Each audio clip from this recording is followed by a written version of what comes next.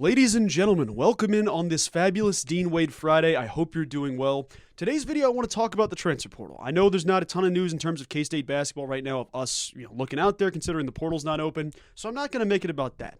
What I will say is this. There was a lot of mistakes made this offseason. Nobody's running from that. Nobody's hiding behind it. Nobody's sugarcoating that. I certainly won't be. I know the coaching staff would say the same thing. That being said, today's video has kind of been a growing thought of not just everything that's gone wrong in the portal this last season, but I want to see, what does Kansas State need to do to get back on the right track heading into this offseason? What do they need to do in the transfer portal to make sure the same situation does not repeat itself? I want to talk through a couple of different things, some specifics from last year with some examples of guys in the portal that I liked, and we're going to go from there. Obviously, hindsight's 2020. I can sit here and say the top 10 players in the portal are good. This guy was underrated. This guy was overrated. I have the bird's eye view now, but in the moment, obviously, you never know what you're going to do.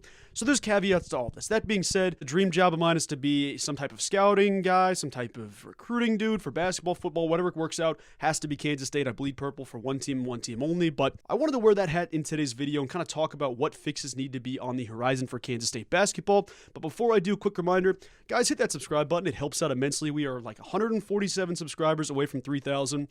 At 3,000 subs, I'm getting that cat script tattoo on the left thigh, so be sure and help us get to that spot. But let me jump in right here. Following the initial first year of Coach Tang, when they go to the Elite Eight, the season finishes a month or so after the season ends. Obviously, it sucks. You wanted to win and go to the Final Four. You really wanted to get that up there, but it didn't work out that way. That being said, it was an elite basketball team. That team was built the right way. It had the right leaders, the right people in place. It was a dang good basketball team. There was an article published. I can't tell you who wrote it because it's been 2 years now, but it was from 24/7 Sports, and it basically had the tagline, "Who is college basketball's Deion Sanders?" And it brought up a whole different cast of experienced guys, XYZ type dudes, and they listed Jerome Tang off the bat. The quick caveat is their personalities are drastically different. Coach Tang's this humble dude. He's quiet. He's devout in his faith. Not that Deion isn't, but Deion is extroverted. He's everywhere. He's over the top. But the point of what they were saying was, from a roster building standpoint, who is college basketball's Deion Sanders? And in this case, they said Coach Tang would probably be the best option considering he's added, 9 guys in the portal as a first-year head coach. This season, now looking back, you've added double-digit players what feels like every single year. Obviously, 2 years ago you didn't, but it was still a chunk of dudes. And you've had new faces through the program every single season with very little continuity. It doesn't work. You need continuity. I'm not disputing that. You can get it right once every 3 classes, once every 2 classes, but it is a gamble. I mean, you're not going to go 10 for 10 building through the transfer portal only. Even in the case of Deion Sanders, you saw it you had to retain guys like a Heisman winner, Travis Hunter. You had to retain your star quarterback, Shedeur Sanders. You kept Shiloh, who wasn't great down the stretch, but the point was you had a couple of key pieces that you brought back, and then you supplemented them with talent from the transfer portal, from high school classes, whatever you're going to do. You brought in a lot of high-profile dudes to come in and compete with college football-ready experience. Kansas State's at a point where they need to explore that option. Obviously, we've talked about it. Coach Tang's talked about wanting to build a program where guys are there for 3, 4, 5 years, but the reality is that takes a ton of work. Season 1, it felt like you were on that way. Obviously, a couple guys, walk, a couple things here and there, but there's a couple of key players you would have wanted to keep around. Doesn't work the second season. You miss the NCAA tournament. Your best players from that team walk as well. Cam leaves, Art leaves, et cetera, et cetera. Multiple starters. I guess every starter from last year left the team. The only 2 dudes that came back were David Gasson, who was kind of a hybrid starter at that point, and then Buddy Rich, and obviously Taj Manning, who didn't play a ton, but the point was you don't have much continuity. This season, it's the same story. Multiple, double-digit transfer guys, new faces in Manhattan, and I wanted to see how this could be done differently. I know everybody and their brothers, going to look at this team and say one of 2 things. One, they suck. That's fine. I get it. The second thing is that they're going to say, this team lost X amount of games. No returners should come back. You cannot get away with doing that. Even on losing teams, there's good players. And I'm not going to sit here and say we have All-American or All-Big 12 type dudes, but the point of what I'm seeing is you have pieces that you need to retain in order to take that step forward that you're talking about. In my mind, I've listed that out here. I think you're going to have 4 guys maybe return. I think it's a set in stone. You're going to get David Castillo back. I think you'll get Brendan Hausen back. I think you'll have Moby, and then I think you'll have Taj Manning. I don't think you're going to retain either Ugo or Byfall. I think both the dudes are out the door. I don't know what Byfall's situation is. I know he's probably in a red shirt, even though he's played a couple games. They'll go the Dorian Finister route, etc. You know the drill, what I'm talking about. They've also added a guy mid-season through the transfer portal. That's Tyreek Smith, whose plans are to play next season if he sticks around in Manhattan. I don't think he'd just up and leave midseason, but we've heard nothing about the dude. I don't know much about him in terms of, his fit at Kansas State. But the point of what I'm saying is you will have 5 dudes heading into next season if you retain those pieces. I think those are the guys that I'd check off, 90% sure they stay in Manhattan. That gives you 10 scholarship spots to work with. Now that college basketball's limit is going back from 13 to 15, you have 10 spots you can fill. Whether that be 3 dudes late in the high school classes. I know K-State hasn't done a great job with that yet, or that could be a situation where you go and get these high big name dudes or these mid-major guys or whatever you want to do. Whatever you want to build your roster like, you're allowed to do that with 10 different spots. The point of what I'm saying in today's video is that I wanted to go through and kind of highlight what specific areas I want addressed this offseason. Places that I think we thought were addressed coming into the season. It didn't work out in the end. This is what I want to see for Kansas State basketball going forward. And I think you can chalk it up to a lot of the guys we passed on. And I say passed on without knowing what's going on in the building. These guys could go elsewhere. This guy could come here. This guy might not want to play here. And the interest was just exaggerated. Like, this stuff is all likely that, hey, we don't know what's going on as fans in certain cases. But from what I understand, there's a couple guys that K-State kind of said, you know what? We're going to keep it kind of open. We'll see if it works out. We'll go in a different direction. The first guy that comes to mind is Tillery. He's currently averaging 9 and 7 in 20-plus minutes played for defending national champion UConn. This is a guy that's good enough for Dan Hurley's squad, but didn't work out at Kansas State, though he was the first visit in the transfer portal. And I think a lot of people said, you know what, this is going to work great. You're bringing Doug McDaniel, you're bringing Tillery. I think it was one where Kansas State or whoever was involved in that, maybe Doug didn't want to play with him, maybe Tillery didn't want to play with Doug, maybe the staff didn't want XYZ thing to happen, but like, realistically, the situation, what I understand is this is a guy with local recruiting ties. You know, was coached at one of your assistant coaches in high school, a guy that wanted to play at Kansas State, or at least had a pretty good, strong consideration to be a Wildcat. And I think that the option was just like, you know what, we'll come back if the opportunity presents itself. If not, we'll go from there. Well, it didn't present itself. He commits to UConn and is a dang good player for the Huskies, even though they're struggling a little bit here and there. That's a player I would not have liked to pass on looking back at it. You had a good player, you worked with it, obviously you went a different direction, it didn't work out. Tillery's a first example of who I wanted to talk about. The second one, a guy that definitely wanted to be at Kansas State, had local ties. The knock was that he was asking for too much NIL money. I know that's always something that's just kind of tossed out there, but Mark Mitchell, a kid that commits to Mizzou, high school teammates with Taj Manning, wanted to be at Kansas State, is now averaging 13 and 5 on 50% shooting from the field, looks like an NBA player. I know he's limited from outside. He's kind of got that Dylan Mitchell build where it's like not a confident shooter. He looks pretty dang good at Missouri. That's a team that won 0 conference games last year and is now a legit top 25 type team. They're a good basketball team. The third dude that I was over the moon excited about, there was never much interest from what I understand from Kansas State's part, Cedric Coward, a kid that played at Eastern Washington, is now at Washington State. So he's banged up. He's only played 6 games this season, so looking back on it, I get that that's kind of something out there. But last season at Eastern Washington averaged 15.4 points and 6.7 rebounds per game, shot 38% from 3 and 56% from the field. A kid that is a true elite scorer, 6'6", 200 pounds, guy is a solid build, small forward or jumbo guard, whatever you want to do. He was a talented ball player. Wasn't much interest, didn't have a ton of people interested in him in general. Washington State makes the ad and they reap the benefits. The reason I bring those 3 guys up, those are guys that you could have won those recruiting battles. I don't know if that's the truth. I'm not trying to say I know better than anybody else on staff. I don't. The point of what I'm saying is it felt like Kansas State said, you know what, we can do a little bit better. We're going to try this. We'll try this. We'll see what happens. What I think you'll see differently next year is you will lean into the local recruiting ties, especially after a season where guys clearly show that, hey, I don't want to compete for this team. I'm not going out there. Like, as an example, and I don't mean to bury the kid, but Ugan Onyenso was one of the best shot blockers in the SEC last season. There's a specific play where the kid from Baylor, VJ Edgecombe's driving a lane, and Ugo, who's a true 7-footer known for shot blocking, backs off and lets him lay the ball up perfectly fine, uncontested. That is an effort play. You didn't want to go up there and compete. I get that, whatever.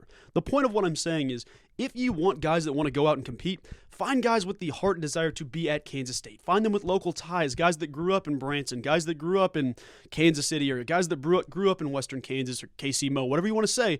There's opportunity there to find those guys in college basketball. I mean, there's a true 7-footer kid we talked about on the channel last cycle that's playing for UNC Wilmington. No, I don't think he's ready to be at Division I basketball. Let me clarify that. But he's averaging 9 and 8. He's from Hoxie. There's local ties for good college basketball players around this area across the Midwest.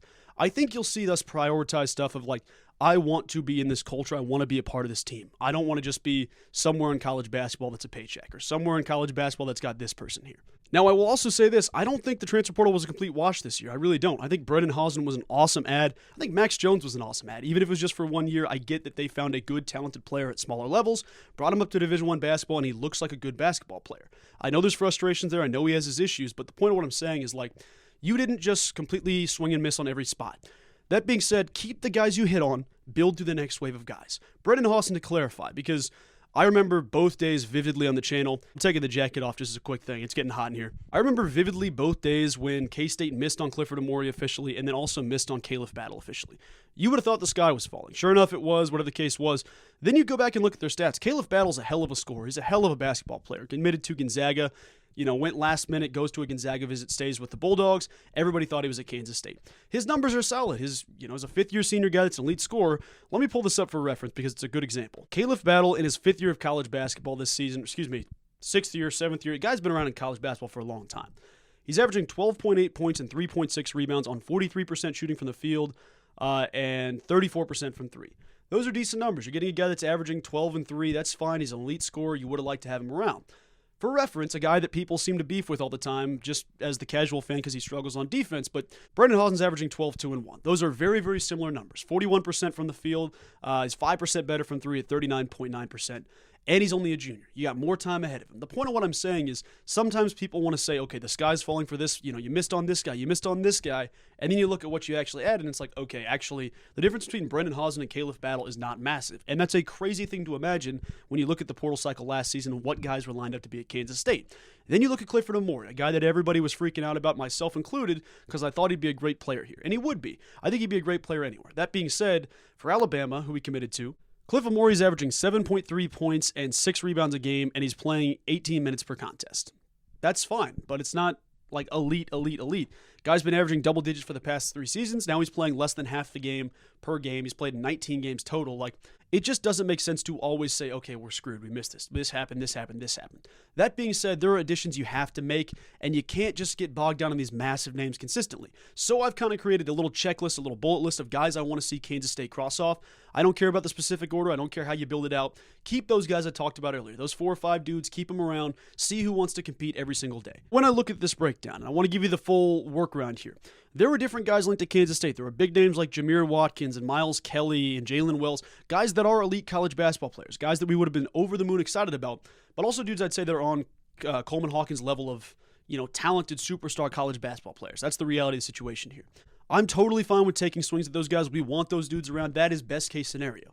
That being said, it can't all be these dynamic superstar guys because it's just not going to work consistently. You still need some role players. Star players have a hard time being role players even if they don't excel in their role or even if they're perfect at their role. It takes the right amount of people, the right grouping of people. So I say this all to say this. What I want from Kansas State basketball. I've got my notes pulled up over here, so if you see me locked in over here, that's why.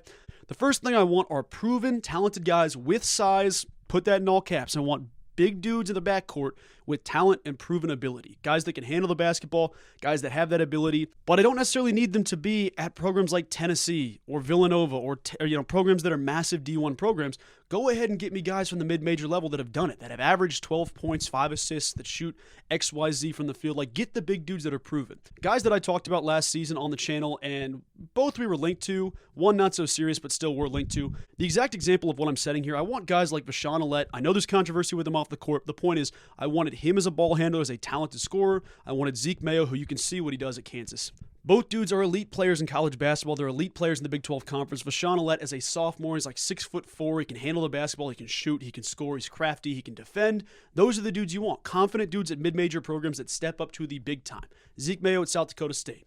Vashawn Alette at Old Dominion. There's guys that jump around, and I know there's stuff off the court with Vashawn Alette, but the point of what I'm saying is go find me talented mid-major guards that are proven. I know that's easier said than done, but the point of what I'm saying is find me 2 dudes that are proven guys in the backcourt at smaller mid-major schools. If you want to go Division I, I get it, but with Doug McDaniel, you didn't know what you got. You recruited a guy that couldn't play in away games, and he could only play games at Michigan. You just don't know what you get. With these guys, a lot of times going from the D2 or going from Group of 5 or going from mid-major schools to Power 5 basketball, Power 4 basketball, there's a chip on their shoulder that's I have to work my tail off. I've already worked my tail off to get here.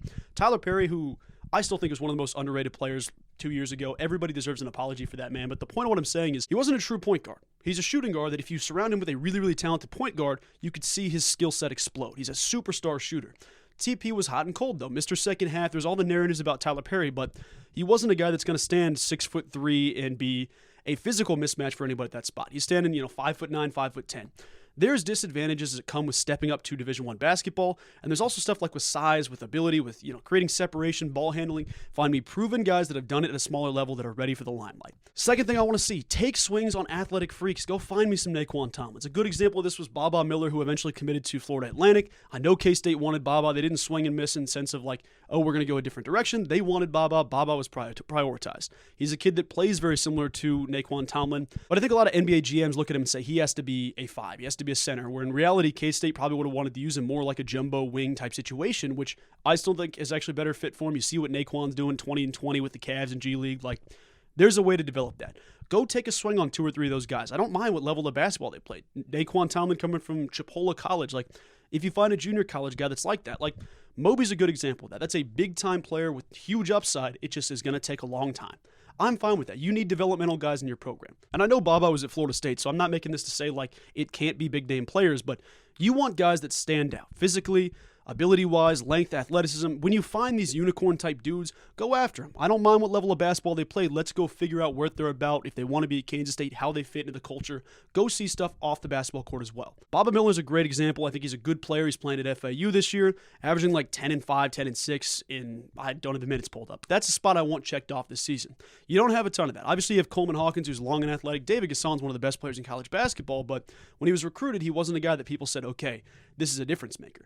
There's going to be dudes like Quan that hit the ground running. Hey, he's a starter for 33 games on an Elite 8 team. He's going to develop into an NBA basketball player. There's guys like that out there. There's also guys out there that are already at that spot, just need the right fit, just need the right coach to believe in them, say, I want you to play this way, I want you to do this, let's work together. Go take some swings at some athletic freaks. And I have no issue, this is the next step here, I have no issue with taking shots at big-time players, but it cannot be everyone on your roster. You cannot add 10 Coleman Hawkinses. I know that's ridiculous to say out loud, but the point is, like, you need to take a swing at 2 elite prospects and backfill. Not backfill with bums and scrubs. Find guys that are under-recruited, chips on the shoulder type guys. Guys like Cedric Coward where, okay, this kid's an elite player. He's a bucket. Hasn't got the opportunity he needs yet. Let's bring him in. He's averaging 15 and 7 over the past 2 seasons with 30 minutes played, 30 games under his belt. Like, go get the kid, give him a shot at Division I basketball. Find me a kid like that. But then also, don't shy away from these big names. Guys with Kansas State ties, guys that are just, okay, there is a Coleman Hawkins that hits the portal. There's a Jameer Watkins. Let's go talk to the kid. Let's see if he's ready to come to Manhattan, Kansas. Hey, I know you're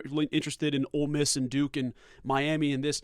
Let's go put our hat in the ring. But I don't want to see it be the only recruitments we're getting into. I don't want to see us just battling with these massive programs for every single player in the country. Go find some elite dudes, but don't think of it as like we need to add an elite squad that needs to start every single game. Go find me 1 or 2 starters, surround them with talent around them. Let's go build together as a team rather than individually. I don't care what you did prior. I want you to come here and be a star.